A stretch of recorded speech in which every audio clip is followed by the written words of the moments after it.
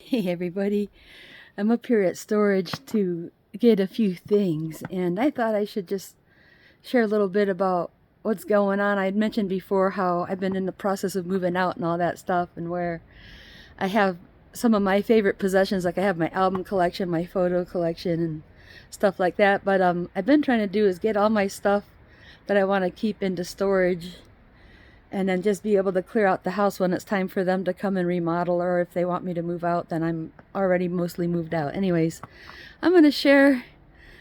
I'm not, it's like my second home, so this is where I live otherwise. So this is where I live now. The landlord here, we've been working with this landlord for about maybe 9 years. And so I'm only paying $50 a month for this, and I have 3 other units that were Rosie's things. And I was just thinking I should get out a few things out of my my Shaolin bag. So that's all of my weapons I could fit in the bag, and I use blankets and stuff to kind of protect them. And see that that pink, blue and white one on top is actually my baby blanket that my Grandma Smith weaved or knitted for me. So I have a few really valuable items that, to me, stuff like that is valuable to me personally. To somebody else, they'd probably let their dog sleep on that. But it's valuable to me because it was made by hand by my Grandma Smith for me as a baby. And when I was in kindergarten, I used to take that blanket to class because after lunch we had to do nap time. And at nap time, I was laying next to this kid named David Causey. And we thought it would be smart to share one blanket to lay on and one blanket to cover up with because we thought we were chilly. And then he asked me if I needed a boyfriend, and he showed me his wiener in exchange for me showing him my cooch. It was just a quick, stretch and peek. It's classic moments that I relive when I look at that blanket. Now, the other 2 blankets in there are when we used to go, me and Rosie used to go to Valdine Assad's meetings down in Polson. So we made friends with somebody up here that ran a store called Native and Creative named Jill. And I started talking to her about stuff. So she was like a Christian woman that liked Native American stuff. And she was somewhat of an entrepreneur. So she opened up this cute little shop downtown Big Fork. And I got to know her as I was working downtown. So we started going to Valdine's meeting. She's like a Native American woman raised white, and she decided to create a group for people with all beliefs to come together, that.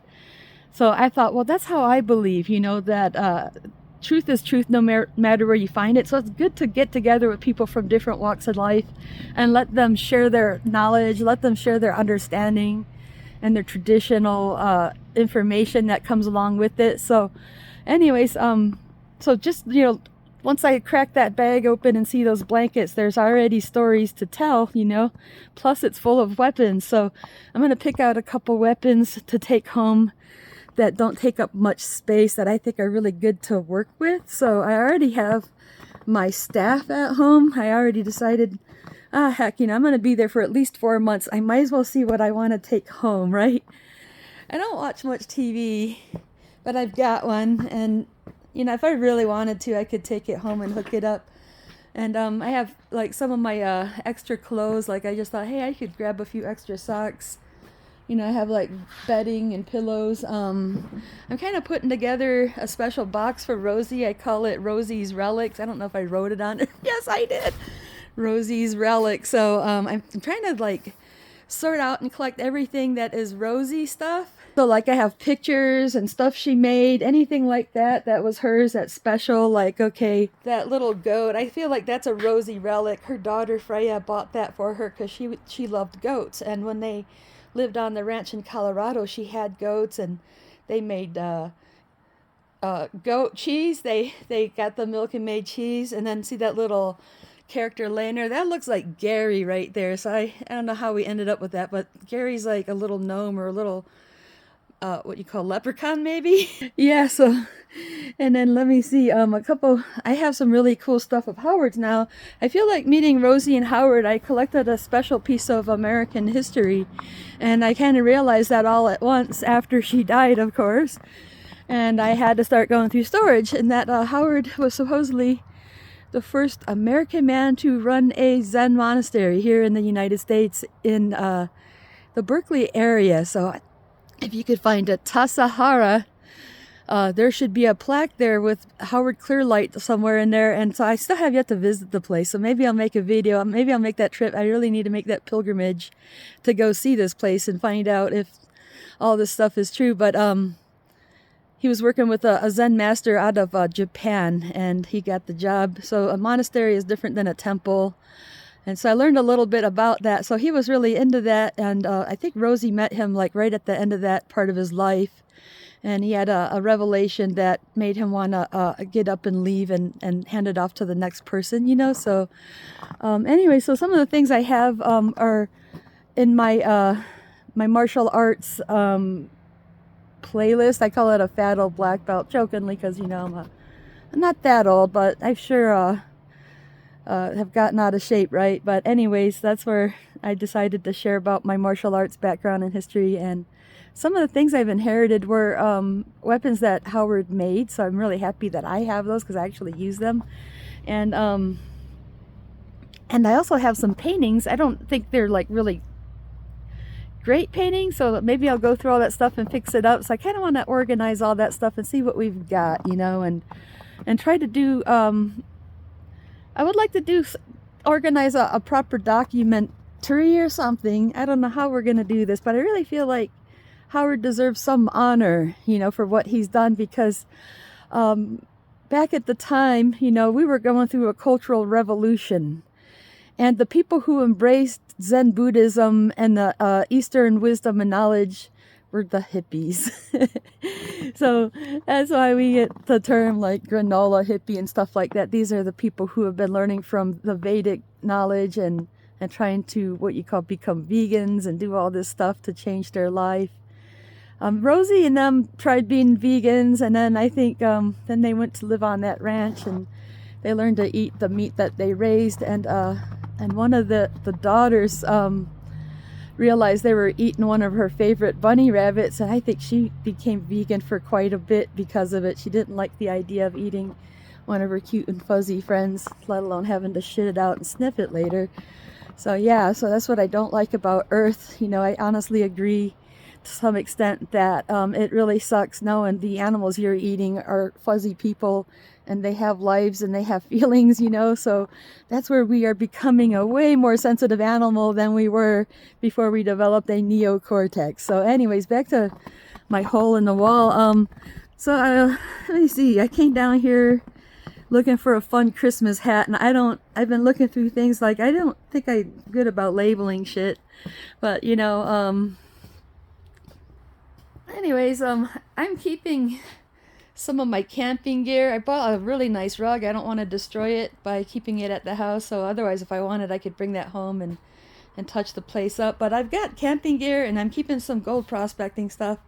Like, I'm not super heavy on gold prospecting, but maybe someday if we get a chance, like when I bring people up here, I want to take them out to Libby Creek. I'll have, you know, gold pans and little seats, and we got rubber boots, and so I know a little bit about gold panning thanks to meeting Gary, who was like at least a 20-year member, you know. And so I'm kind of building up a corner for my kitchen stuff. When I fully move out of the house, I'm gonna probably toss all my kitchen stuff right over here. And so I still got a little bit of my taller weapons that I've set aside, you know. Like, I don't really need those to be at the house, but they're there if I want them. And so, you know, looking out of my storage, you know, I was just standing here a moment ago thinking this is like my second home. This is where all my stuff is going to go if I have to move out of there. And then I might have to do something like, so it really depends on where I'm at. Like, I've been trying to figure out if I'm staying in Kalispell in Montana or if I'm going back to Denver. But I really need to try to do something with the stuff in storage. If I go to Denver, it would be nice if I could like have it all cleared out and leave absolutely nothing behind. So that's where, you know, I was thinking I would just, if I have to move out of the house, I would just stay up here for the summer and like camp out, or, you know, stay at certain people's houses. Like we have a good friend that lives up in Coram. I think she'd have fun if I come up there a few days out of the week. And so I have opportunity to stay here through the summer, and then I hate to say it, but like, I'm not going to say be homeless, but I just want to quit renting that place. and just clear all our stuff out of there and just spend all the time I can just thin until I get everything gone. Unless I'm keeping it and taking it to Denver, I have to let it go by the time I make that truckload. The only thing that's going to change my mind is if a really great opportunity occurs here. Like I said in a few videos ago, I'm about $2,000 or $3,000 away from being able to start my own business as an airport shuttle driver. Just get a nice vehicle. I was going to get a nice new Suburban, maybe one that's about 5 or 6 years old, that has a good body to it, something that's in good shape. And then I could make, all the sales after my expenses. I'd still be making a better living than I am now, because, I'd probably have a pretty high insurance bill. I'd have a car payment and all this shit. And I could still end up making more money after my expenses. The profit margin would be much greater than what I'm doing here, just trying to work for $20 an hour. And not only that, but I think, the 2 years I spent driving around the valley, I'm really impressed by the kind of people I meet. I really like the people I meet. So I realize, I'm kind of lonely right now. I keep saying I don't really have any friends up here. I know a lot of people, but I don't really hang out with anybody, or there's nobody up here I could really get to be my roommate. But I thought, well, if I just stay involved with the Flathead Valley area, I will eventually meet the right people, because I just have to stick to my guns, keep, do my martial arts training, keep, try to get my music out there, because I'd really like to get set up, also do a little DJing. So one of my fantasies, I think it'd be a good idea, because now when I was a shuttle driver in Whitefish, I was picking people up at the bars, and I'm meeting people from all over the country, people from Canada. And what I do is I put my music on kind of quiet, and if people like my music, they'd ask me to please turn it up. So I'd find out that a lot of people like trance techno. In fact, last winter I've had 2 different guys trying to give me an education about the background on techno and trance techno and stuff like that. So some of my customers are more knowledgeable of the music I listen to than I am. So I was thinking, if I could set up to DJ, I would like to, say go over to the Great Northern, or go over to the Remington. I don't know about the old Casey so much. I feel like, to me, I don't like the uppity up people, but who knows, maybe they would appreciate it if I brought the music, because what I would bring is contemporary trance techno. I've been listening to pharmacy music. I'd probably shop around in there and just find the deepest, juiciest techno, and I think this crowd would like it. So I think it'd be fun to play up here, or even if I had a project, and I'm writing my own music, of course, I think we would do something put that on a record label. And then I would look to be able to travel. I would love to go to places that are having festivals and stuff, and that's my thought. So I figure I could do it all from here, and that just because we have a traveling crowd, from different parts of the country, I find plenty of people that want to hear the music I would play. And so that's why I don't really need to go to Denver. And again, if I was making money driving my own, create my own chauffeur business, then I could also just shut down for a couple of months and go to Denver and spend 2 months there at Chris's house, or, and if I have other places I need to spend 1 or 2 months at a time, I could do those during the off season. So that's where I would go out of town and, maybe go to somebody else's studio. But then during the busy season, when it's ski season or summer season, I should be in town running my business. Anyway, so I'm kind of, I got 1 foot in storage, 1 foot in the house, and I'm just waiting to see how things pan out. So about 4 or 5 months away from now, I'm going to figure out what we're going to do next. So right now, I'm just kind of holding off on, setting up the internet. I don't even want to set up the TV. I kind of sit quietly at my house. I stay really quiet and I listen to outside, because I'm not sure if the co-rental is going to come over and knock on the door and ask how we're doing, and if we can talk to Rosie and stuff like that. It's going to be very uncomfortable when I have to tell them what's going on. So then I would hope that they would give me enough time to move off the property before they, give me an eviction or something, because I do pay the rent and I do not bother anybody. But I feel very uncomfortable, as I've been saying, and so this is basically where I plan to live over the course of the next summer if something better doesn't happen for me. So this is where we gotta think about that spiritual battle. I think I'm being taken care of and everything's going a lot better than I expected, but I still, feel a little bit afraid to have to be alone all the time. I don't have the same support system I did with Rosie and Gary being alive.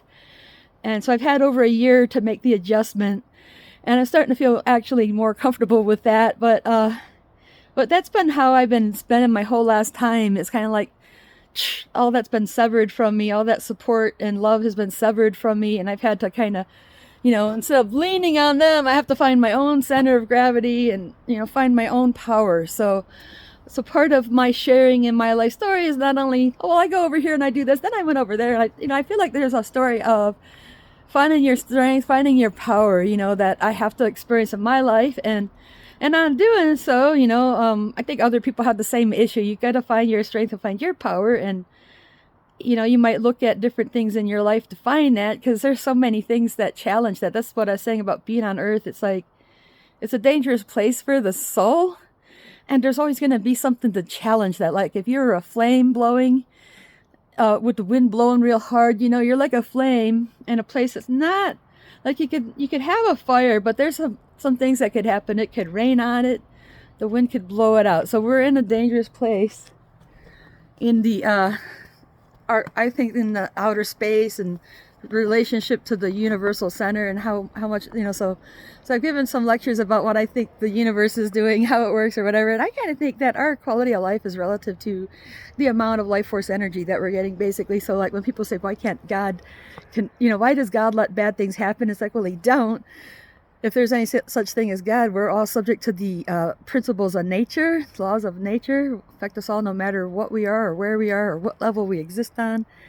And that's why life sucks and your shit stinks. So anyways, I don't know, maybe my channel is going to start to be more about coping. So this is spiritual survival. We're learning to cope in an environment that's dangerous to the soul. So anyways, bear with me. I'm still learning to talk. Every time I watch my videos, I'm just like, man, I go over here. So I'm not the best talker, but so don't take everything word for word. You have to be open-minded and listen on an intuitive level when I talk, okay?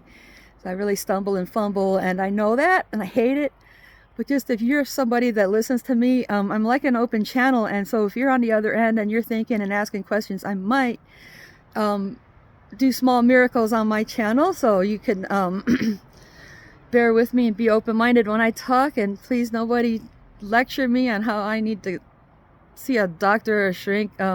If you're going to be dealing with the far out and the paranormal, like I've always said, you have to be open-minded, but you also have to be honest about what you know and what you don't know. That I think, I don't really need those type of lectures about my sanity or whatever. Like, okay, I know I'm crazy, but I'm way better off than a lot of the people we consider to be conventional. So fuck you all if that's the message you have for me. I'll show you bird style kung fu on a heartbeat. Anyways, here I am trying to get my life together, but I think that my mental condition is actually pretty good, but I'm just gonna say that it's also very challenging. So that's where I need the love and support of the friends around me. It really matters, everybody that has stayed in touch with me. Like I still know people from Key West, I still know people from Denver, I still know people from Shaolin. And since I've been going to the club and going to concerts, I think I have a couple friends I know. And by, I don't know, chasing that white rabbit down the bunny hole that I call Billy Lee. I appreciate him and his wife and a lot of the people I met along the way who also stay in touch with me and sometimes say kind words of support. So I do appreciate all the people who listen to me, the people that try to understand me more, and appreciate everybody that wishes me well. And so to all of you listening, I want to wish you well and wish you a Merry Christmas. So have a good day, and I'll talk to you very soon.